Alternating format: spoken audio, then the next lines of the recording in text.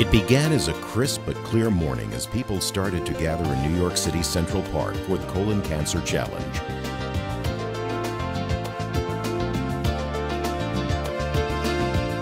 When it was all said and done, on your marks, the crowd was estimated at over 10,000.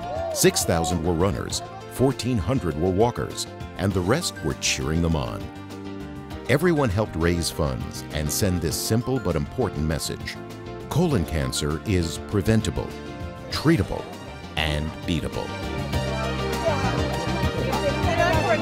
Putting a day like this together is no easy feat. The New York Roadrunners coordinates the racers and walkers. The J. Monahan Center for Gastrointestinal Health and the Colon Cancer Alliance brought information and support. Generous sponsors help finance and promote the event. And of course, it is the participants that make this possible. It all takes place under the auspices of the Colon Cancer Challenge Foundation. The foundation is a New York-based not-for-profit organization. Its founder, Dr. Thomas Weber, and its board were all on hand with many groups united for the cause. So we want the challenge event to really be a platform for all the stakeholders in New York and the region, all our academic medical centers, and our many other partners, including New York City Health Department, Health and Hospitals Corporation. Under Mayor Bloomberg and Health Commissioner Frieden, there's been tremendous emphasis and focus on the colorectal cancer problem. We've developed the C5, which is the citywide colon cancer control coalition. It's been a very effective effort to raise awareness amongst all of our academic medical centers and across the city to promote awareness and screening for the disease.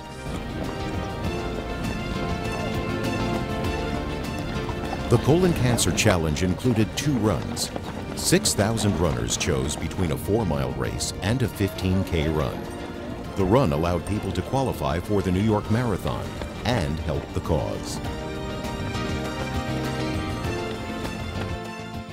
While a run through Central Park may not be for everyone, the Colon Cancer Challenge always features an event that anyone can take part in.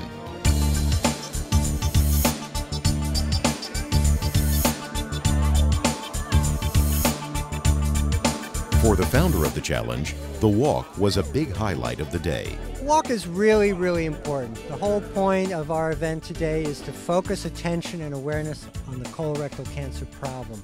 This is a major public health challenge for our country, with approximately 150,000 cases a year and 50,000 deaths. The important point is most of those deaths are preventable. Colon cancer screening works. There's no controversy about it. So this is a big problem with a solution, and the solution is to talk to your doctor about colon cancer screening, talk to your friends, talk to your family, talk to your colleagues. Make sure you know if there's any family history of the disease, because if there is, you should be screened earlier. The American Cancer Society recommends starting at age 40 or 10 years before the earliest case in your family if there is any family history.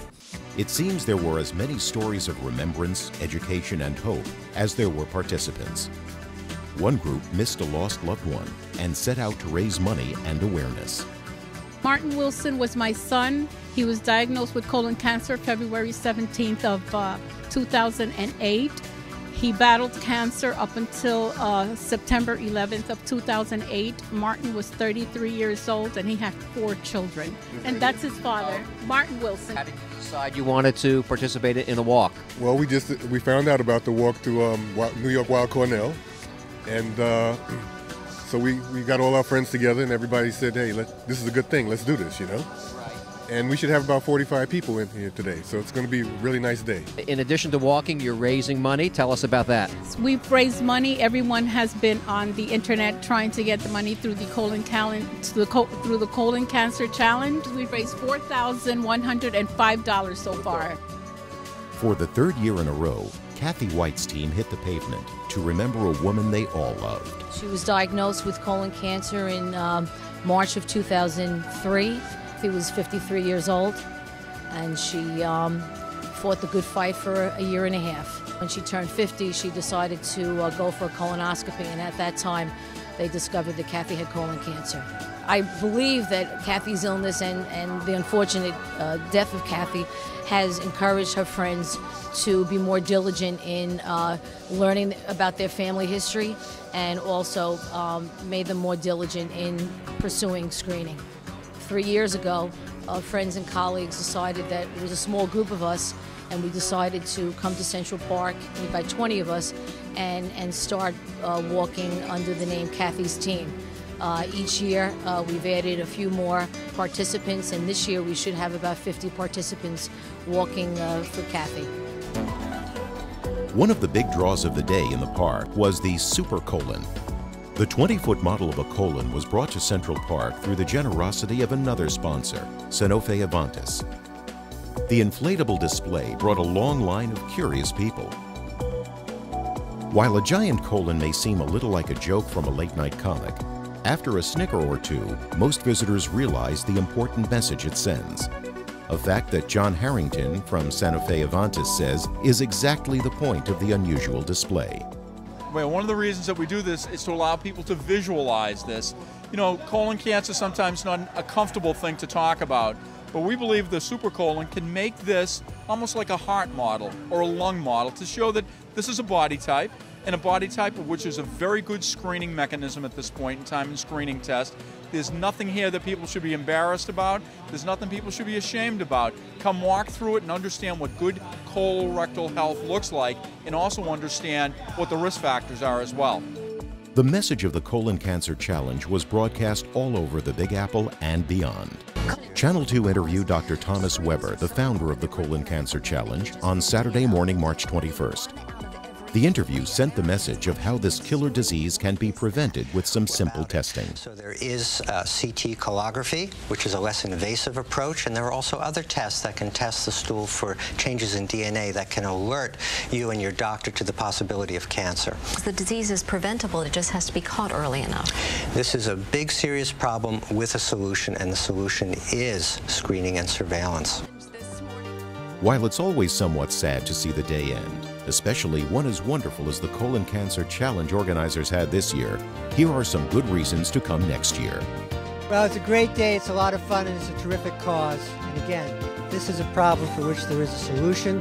The solution is awareness of the colon cancer problem and being screened. They should be here next year because it's a great event, a great way to find out about how to get screened here in New York City, and to learn all of the ways to prevent colon cancer for you and your family. One good reason to come is to make sure that you or a family member gets adequately screened, because this very much is preventable. This is treatable, and it's also something that we feel could be curable if we get in front of it early.